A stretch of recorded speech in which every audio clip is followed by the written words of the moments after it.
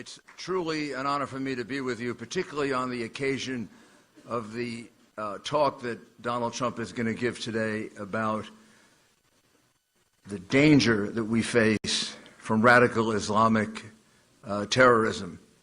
Notice I used the words radical Islamic terrorism.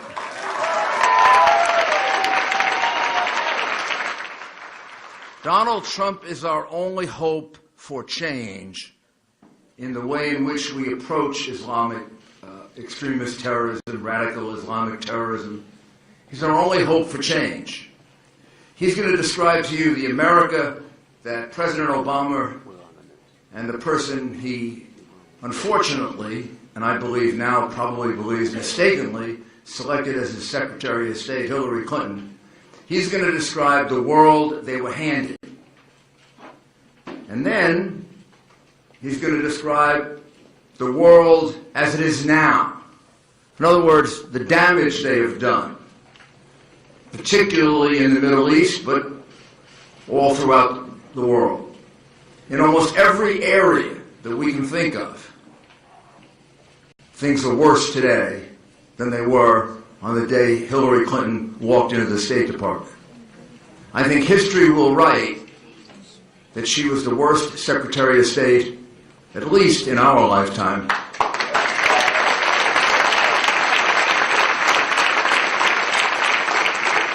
And what have they left us?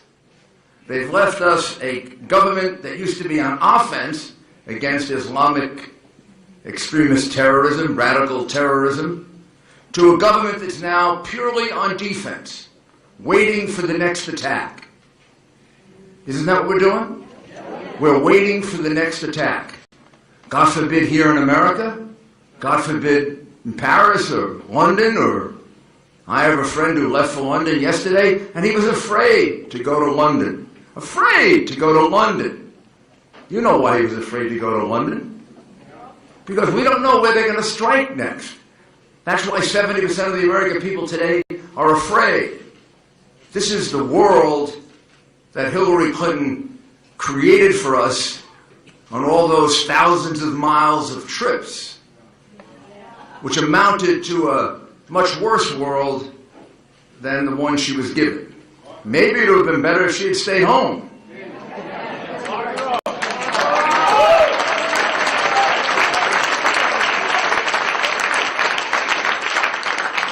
She and the president are afraid to even name our enemy, much less confront them and defeat them. Donald Trump has the intellect, the stamina, and the strength to confront our enemies. No one doubts that.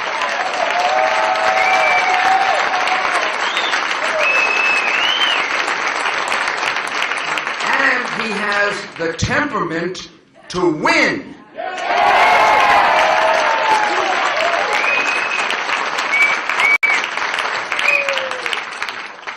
She's running on her experience.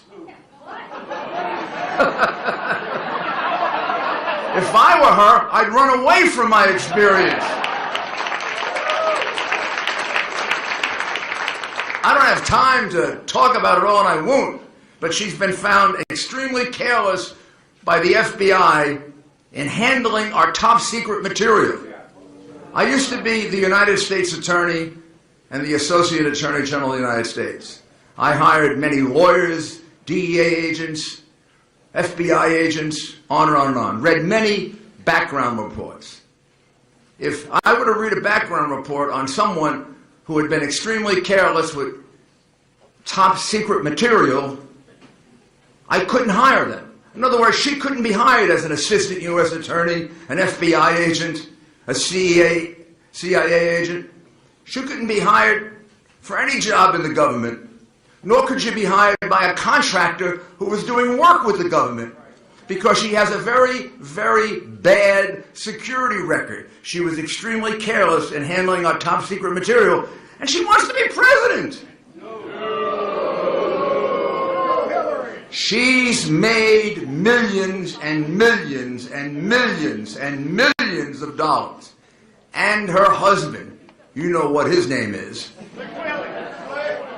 by turning the State Department into a pay to the Clinton Foundation to play with the department racketeering enterprise. Do you know what a racketeering enterprise is? It's a racketeering, influence, corrupt organization. That is what the Clinton Foundation is. It's a racketeer, influence, corrupt organization put together for the enrichment of the Clintons and selling America out to Russian oligarchs, to money launderers, and to crooks all over the world. Read the book Clinton Cash.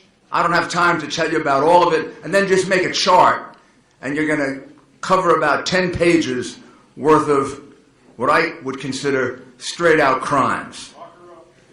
She has destroyed more emails than I have ever written.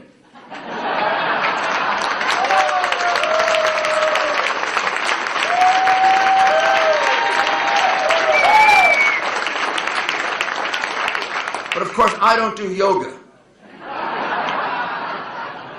We can now see why she destroyed those emails.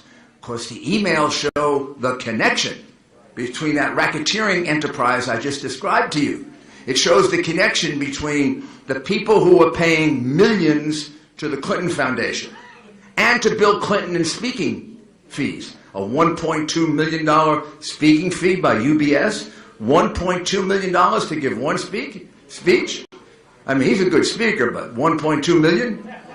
Just at the time that Hillary is calling up the Treasury Department and telling them to go easy on UBS?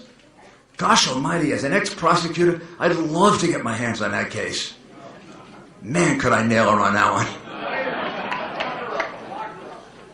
Well, enough about her, because we're not going to have to think about her after November goes past. Donald Trump is very fortunate to have Mike Pence as his partner. Mike's background is exactly a complement to Donald Trump, meaning he's exactly what Donald Trump needs, and Donald Trump is exactly what he needs, and they are both exactly what America needs.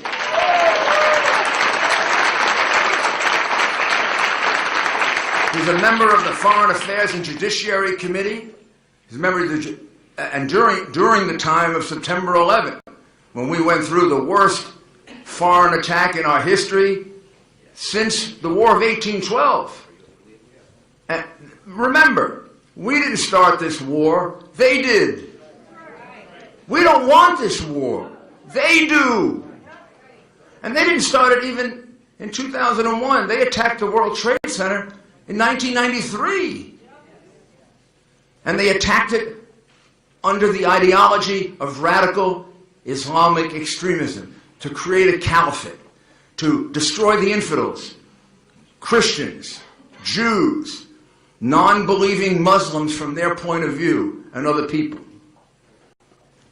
Mike Pence understands this from his time both on the Foreign Affairs Committee, from his very, very timely visit, which I remember, to Ground Zero when we were in desperate need of help. He was there. And from his work on Judiciary Committee and helping to fashion the Patriot Act. By the way, under those 8 years, before Obama came along, we didn't have any successful radical Islamic terrorist attack in the United States. They all started when Clinton and Obama got into office. He's also been in business, and you know better than I do what a great governor he is of your state, what he's done for your state, how he's improved it and helped it and left it in tremendous condition. So I am what he did for the state of Indiana.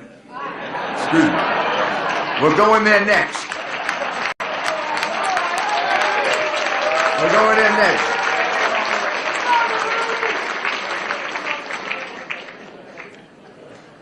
Youngstown, Ohio. I love Youngstown, Ohio. So Donald Trump is very fortunate to have Mike Pence. And I am very honored to introduce him because I've been a great admirer from the time he was in the United States Congress through the time that he really has taken Indiana to heights that, gosh, if we could take the federal government there, we'd all be in great shape. So all of you in Ohio, which is a state that I also love very much, you got to support Mike, you got to support Donald, but here's the most important thing. They're our only hope for change. You've got to support them because they're the ones who are fighting for the regular American. They're the ones who are fighting against the establishment in Washington. They're the ones who are fighting against the lobbyists and the people who control Washington. And the press that is complicit in it, they're not fighting the press because the press is necessarily criticizing them. They're fighting the press for you, so that you can get the truth, so you can get a fair,